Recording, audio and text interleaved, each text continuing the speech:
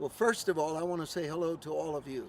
This is an audio and video blog that I want to give to you from my heart to yours. I want you to listen very carefully. Every one of us know that we're running out of time to leave something meaningful for our children and our grandchildren. The America that you and I grew up in is not the same as the one we're living in, and we need a miracle. Now, the Chinese have the word for crisis with a dual meaning. It means crisis and it means opportunity. And there is in this crisis an opportunity that I want you to own. And it is the ability to turn things around. And if I could prove to you in the next few minutes that there was a way that we could get the audience of our youth, speak to them and change them by the power of God, would you take that opportunity? And that's exactly what this is. Now, when we use the term living proof, and by the way, that word living proof is in all our staff, it's in our culture, it's in the circle of all the leaders who work with us.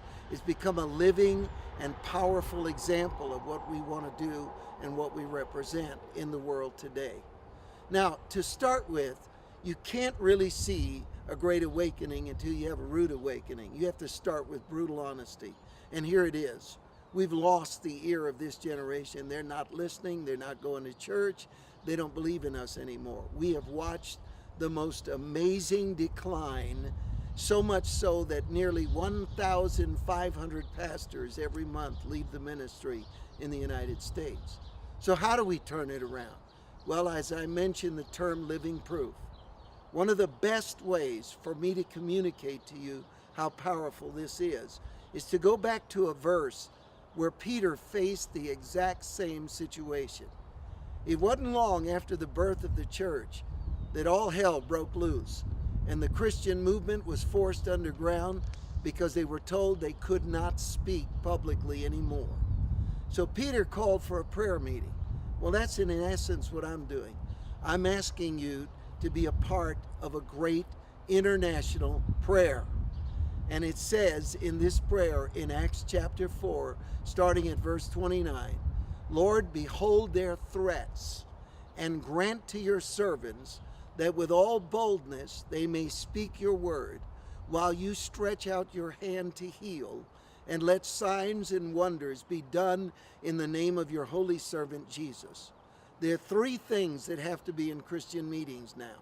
And before I describe those three things really quickly, I want you to know that we have got to make a commitment that never again will we have the style of meetings we had before. We can't do it.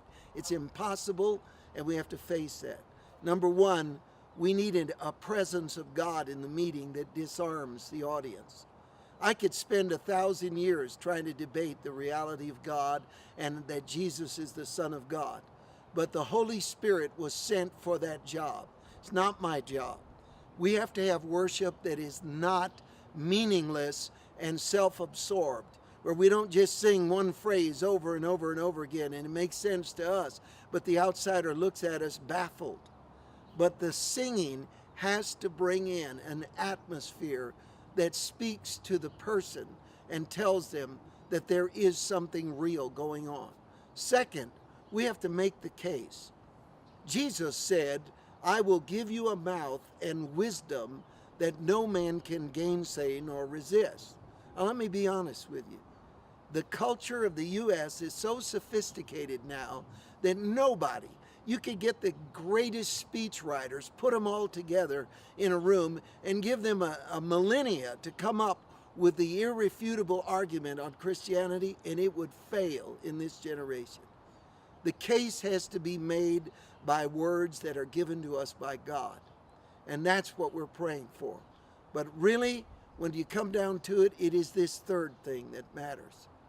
Christ would have been remembered as one more great speaker until the day that at a wedding the water turned to wine. When the supernatural dimension was introduced, that was when they knew it wasn't just another man. The Bible tells us no man can do these things unless God be with him.